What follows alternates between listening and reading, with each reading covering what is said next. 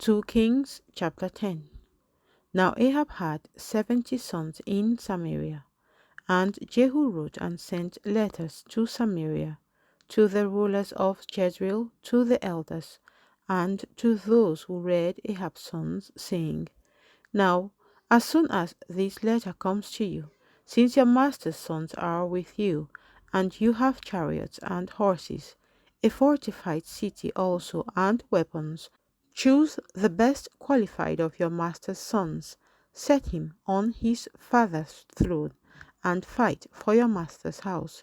But they were exceedingly afraid and said, Look, 2 kings could not stand up to him. How then can we stand? And he who was in charge of the house, and he who was in charge of the city, the elders also, and those who read the sons sent to Jehu, saying, We are your servant. We will do all you tell us, but we will not make anyone king. Do what is good in your sight. Then he wrote a second letter to them, saying, If you are for me and will obey my voice, take the heads of the men, your master's sons, and come to me at Jezreel by this time tomorrow. Now the king's sons, 70 persons, were with the great men of the city who were rearing them. So it was, when the letter came to them, that they took the king's sons and slaughtered 70 persons, put their heads in baskets, and sent them to him at Jezreel. Then a messenger came and told him, saying, They have brought the heads of the king's sons. And he said, Lay them in 2 heaps at the entrance of the gate until morning. So it was in the morning that he went out and stood and said to all the people, You are righteous. Indeed, I conspired against my master and killed him. But who killed all this? Know now that nothing shall fall to the earth of the word of the Lord which the Lord spoke concerning the house of Ahab. For the Lord has done what he spoke by his servant Elijah. So Jehu killed all who remained of the house of Ahab in Jezreel, and all his great men, and his close acquaintances, and his priests, until he left him none remaining. And he arose and departed and went to Samaria. On the way to Beth-Eked at the shepherds, Jehu met with the brothers of Ahaziah king of Judah, and said, Who are you? So they answered, We are the brothers of Ahaziah. We have come down to greet the sons of the king and the sons of the queen mother. And he said, Take them alive. So they took them alive and killed them at the well of Beth-Eked, 42 men, and he left none of them. Now when he departed from there, he met Jehonadab the son of Rechab, coming to meet him. And he greeted him and said to him, Is your heart right, as my heart is toward your heart? And Jehonadab answered, It is. Jehu said, If it is, give me your hand. So he gave him his hand, and he took him up to him into the chariot. Then he said, Come with me and see my zeal for the Lord.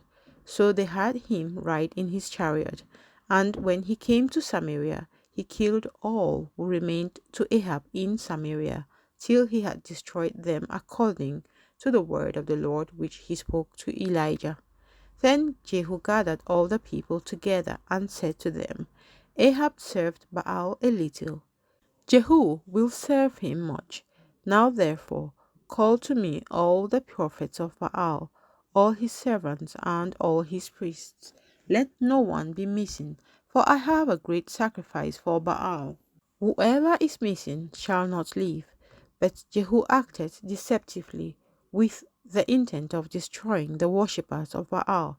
And Jehu said, Proclaim a solemn assembly for Baal. So they proclaimed it. Then Jehu sent throughout all Israel, and all the worshippers of Baal came, so that there was not a man left who did not come. So they came into the temple of Baal, and the temple of Baal was full from one end to the other. And he said to the one in charge of the wardrobe, Bring out vestments for all the worshippers of Baal. So he brought out vestments for them.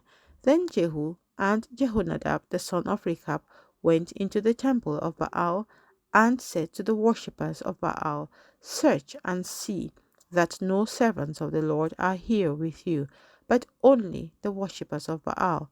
So they went in to offer the sacrifices and burnt offerings. Now Jehu had appointed for himself 80 men on the outside, and had said, "If any of the men whom I have brought into your hands escapes, whoever lets him escape, it shall be his life for the life of the other." Now it happened, as soon as he had made an end of offering the burnt offering, that Jehu said to the guard and to the captains, "Go in and kill them, let no one come out." And they killed them with the edge of the sword. Then the guards and the officers threw them out, and went into the inner room of the temple of Baal. And they brought the sacred pillars out of the temple of Baal and burned them. Then they broke down the sacred pillar of Baal and tore down the temple of Baal and made it a refuse dump to this day. Thus Jehu destroyed Baal from Israel.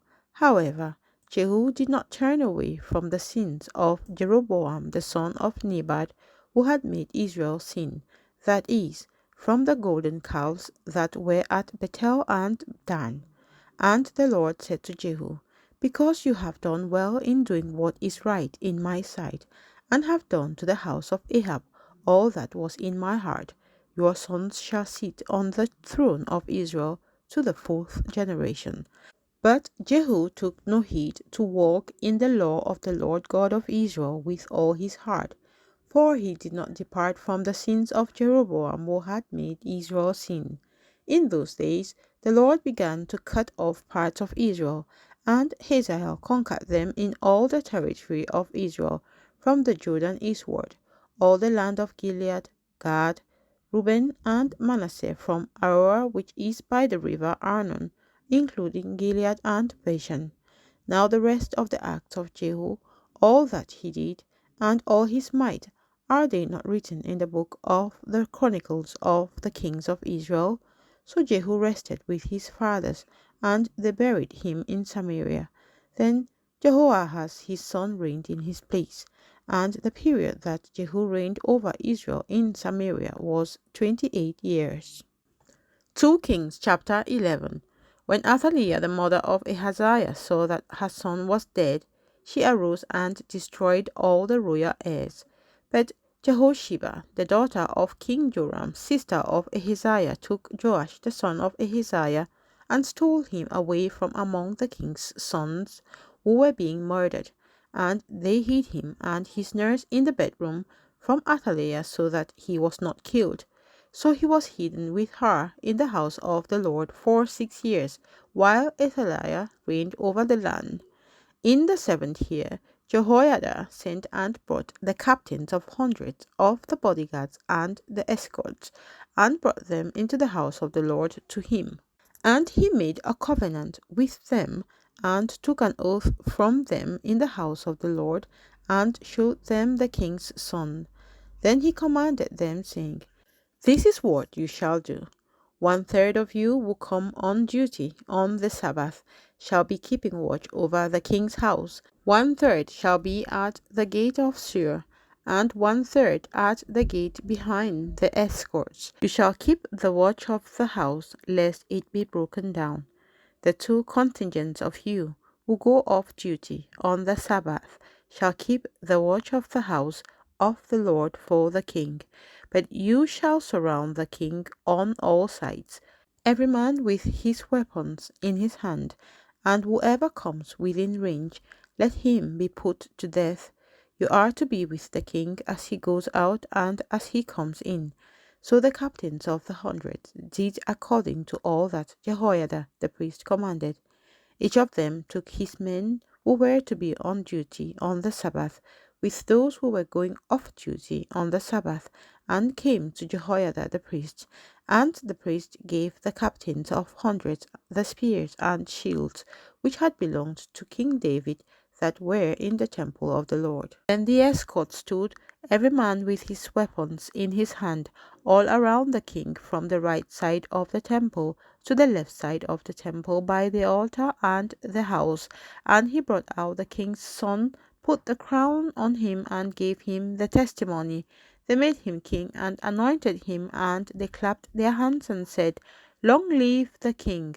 Now when Athaliah heard the noise of the escorts and the people, she came to the people in the temple of the Lord. When she looked, there was the king standing by a pillar according to custom, and the leaders and the trumpeters were by the king. All the people of the land were rejoicing and blowing trumpets. So Athaliah tore her clothes and cried out, Treason! Treason!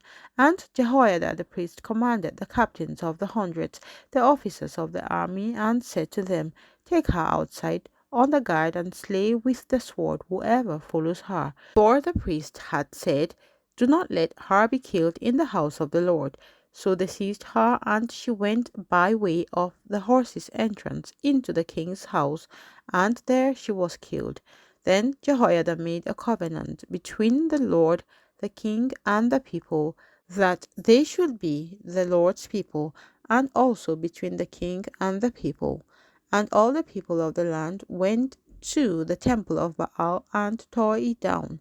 They thoroughly broke in pieces its altars and images, and killed Mattan the priest of Baal before the altars, and the priest appointed officers over the house of the Lord. Then he took the captains of hundreds, the bodyguards, the escorts, and all the people of the land, and they brought the king down from the house of the Lord, and went by way of the gate of the escorts to the king's house. Then he sat on the throne of the kings. So all the people of the land rejoiced, and the city was quiet, for they had slain Athaliah with the sword in the king's house. Joash was 7 years old when he became king.